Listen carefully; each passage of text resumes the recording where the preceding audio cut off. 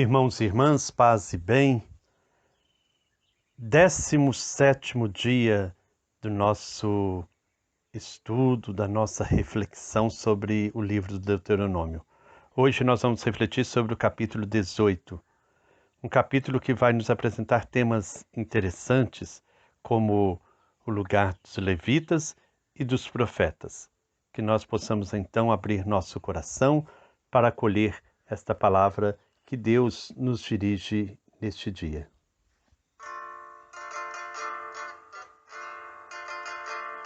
Escuta, Israel, Javé, teu Deus, quer falar. Escuta, Israel, Javé, teu Deus, quer falar. Fala, Senhor, Javé, Israel quer te escutar. Fala, Senhor, Javé, Israel quer te escutar.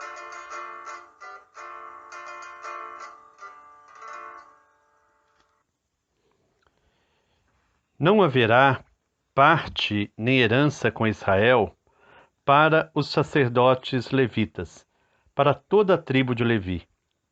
Eles comerão das ofertas queimadas de Javé e de sua herança. Essa tribo não terá herança no meio de seus irmãos. Javé é a sua herança, conforme ele próprio lhe falou. Esta é a norma dos sacerdotes junto ao povo, junto aos que oferecem sacrifício, seja gado graúdo ou gado miúdo. Você dará ao sacerdote 1/4 dianteiro, as mandíbulas e a barrigada. Você vai dar-lhe também as primícias do seu trigo, do seu vinho novo e do seu óleo, como também as primícias da tosquia do seu gado miúdo. Pois foi a ele e a seus filhos que Javé, o seu Deus, escolheu dentre todas as tribos para posicionar-se a fim de atender em nome de Javé, o seu Deus, todos os dias. Quando vier um levita de alguma das portas de suas cidades, onde quer que ele habite em todo Israel, e com todo o desejo do coração vier para o lugar escolhido por Javé, atenderá em nome de Javé, o seu Deus, da mesma forma que todos os seus irmãos aí posicionados diante de Javé. Ele poderá comer parte igual a que cabe aos outros, independentemente da venda dos bens do seu pai. Quando você entrar na terra que Javé, o seu Deus, vai lhe dar, não imites as práticas abomináveis dessas nações. Não haja em seu meio alguém que queime o próprio filho ou filha, nem que faça previsões, que pratique astrologia, adivinhação, magia ou feitiçaria, que consulte espíritos ou adivinhos, ou também que invoque os mortos. Pois quem pratica essas coisas é abominável para Javé. É por causa dessas práticas abomináveis que Javé, o seu Deus, vai desalojar da presença de vocês essas nações. Você estará inteiramente com Javé, o seu Deus.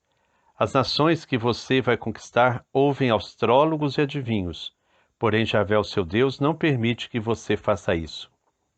Javé, o seu Deus, fará surgir do meio de vocês, dentre os seus irmãos, um profeta como eu. A ele vocês vão ouvir. Foi o que você pediu a Javé, o seu Deus, no Horebe, no dia da Assembleia. Não quero continuar ouvindo a voz de Javé, o meu Deus, nem quero ver mais este fogo terrível para não morrer. Javé então me disse, eles têm razão. Do meio dos irmãos deles, farei surgir para eles um profeta como você.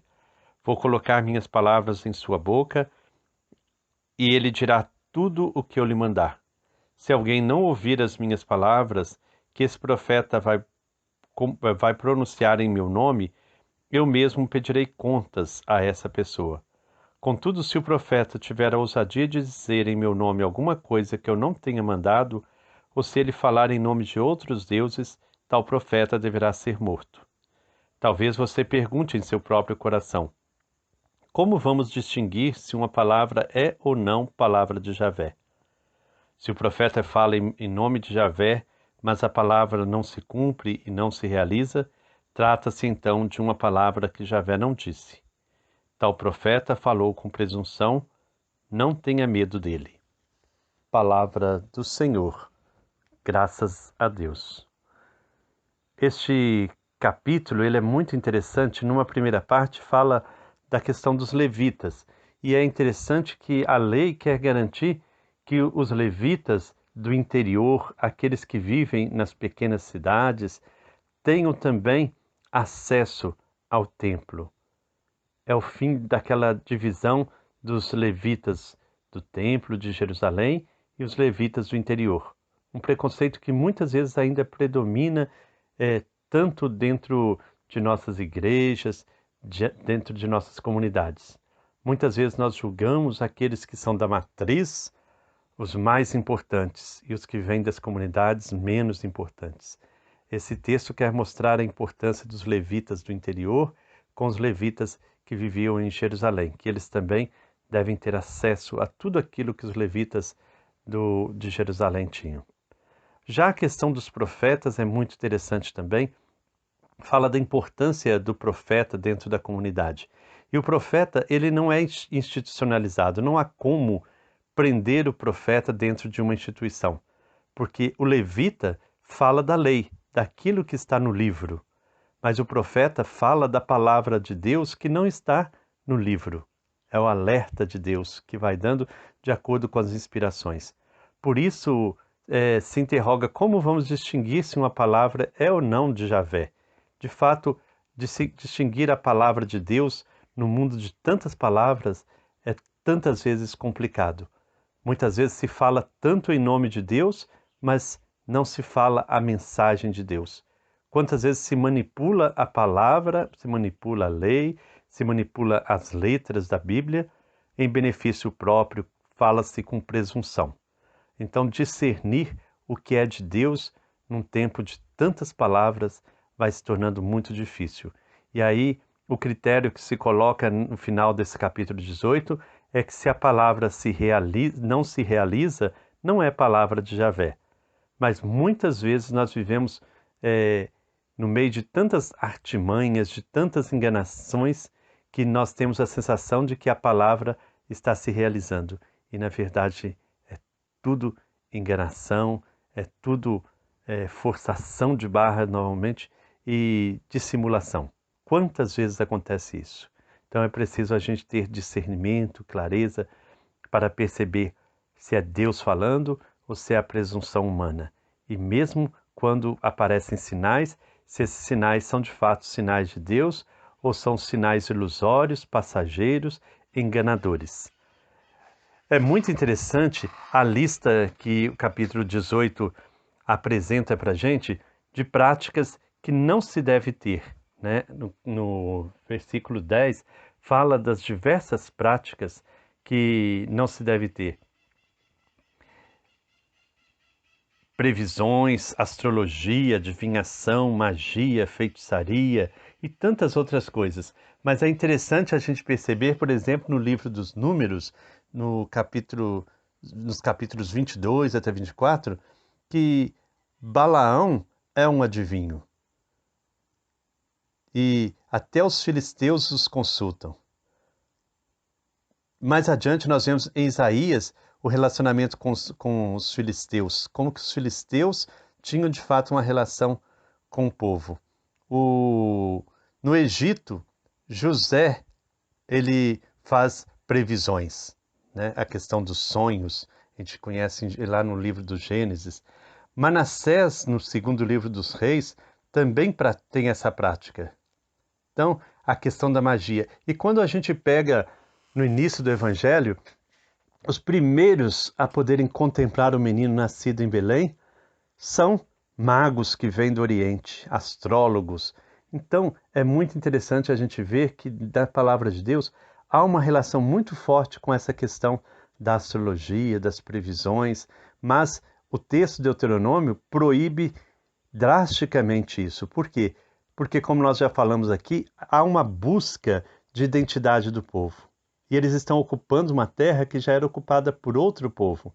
Então, eles querem distinguir com muita clareza qual a prática desse povo para que esse povo forme, de fato, uma forte identidade. Lembrando que isso aí já foi na época da monarquia, a volta do exílio, né? como que há uma preocupação de fato com a identidade do povo de Israel, que ele não se misture com outros povos, mas que ele se fortaleça enquanto povo. E aí há essa negação, essa condenação e até intolerância à prática de outros povos, mas prática que vai sendo assimilada ao longo do Antigo Testamento e até no Novo Testamento nós já percebemos essa presença, né, de astrólogos, de videntes, e isso a gente tem que de fato cuidar. Não temos que condenar ninguém, não temos que condenar prática nenhuma, mas compreender que a verdadeira sabedoria, o verdadeiro conhecimento nos vem de Deus, né? Que muitas e muitas vezes nós queremos saber muito, queremos nos aprofundar em conhecimentos que não estão ao nosso alcance. E aí então nós entramos no campo da magia, que tantos males já trouxe para a nossa história da nossa igreja.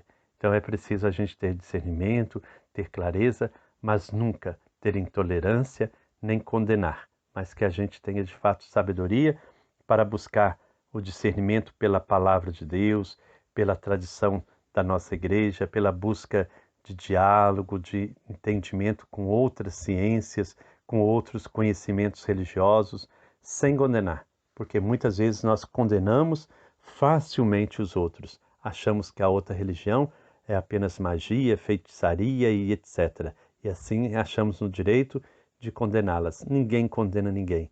A fé é que faz a diferença. Então, crer no Deus da vida, crer em Javé, crer em Jesus Cristo, é a gente crer num Deus que nos guia, que nos orienta, que não nos deixa na escuridão. Então, buscar em Deus, na oração, na meditação da palavra, a luz que precisamos para nossos passos. Que Deus, então, nos ilumine, nos faça de fato crer que a palavra de Deus é luz para os nossos passos. E a questão dos profetas, dos falsos profetas, como existem falsos profetas no nosso tempo. Então, o convite que eu quero fazer a cada um hoje é esse: discernir entre verdadeiros e falsos profetas. Onde estão os falsos profetas do nosso tempo? Onde estão? É verdade que o Deuteronômio os manda matar, mas Jesus rompe com isso. Jesus é o retrato de um Deus misericordioso, é a imagem do Deus misericordioso presente entre nós. Então, que nós possamos também ser misericordiosos, mas intolerantes com a falsa profecia. Não com os falsos profetas, mas com a falsa profecia e com aqueles que a praticam, que precisam de fato ser corrigidos. Então, que a gente possa estar atentos e não cair nas armadilhas das falsas profecias, desses falsos profetas que fazem uso da religião, da política, fazem uso das práticas sociais para pregar a mentira, pregar a discórdia, pregar a violência. Então, onde estão os falsos profetas do nosso tempo? Essa é a pergunta para a nossa meditação hoje. Lembrando que nesta próxima sexta-feira, né, amanhã, nós teremos a nossa primeira live falando do livro do Deuteronômio. Convidei 2 amigos do Centro de Estudos Bíblicos, do CEBI, e aí quem tiver dúvidas, que tiver questões, né, que queiram apresentar, pode enviar aqui pelo nosso via grupo, né, poste a sua mensagem aqui no grupo que eu estarei recebendo e repassando para eles para que a gente possa preparar bem este encontro. Eu já agradeço a todos aqueles que já enviaram as suas perguntas, as suas mensagens. Está sendo muito interessante esse retorno. Então, quem ainda não enviou, quiser enviar, faça hoje, amanhã, durante o dia e à noite também, durante a nossa live, haverá oportunidade para novas intervenções. Nós contamos com todos amanhã, então, nessa live sobre o livro do Deuteronômio, na página dos Franciscanos de Santa Maria dos Anjos, tanto no Facebook como no YouTube, amanhã às 19h30. Um grande abraço a todos, paz e bem.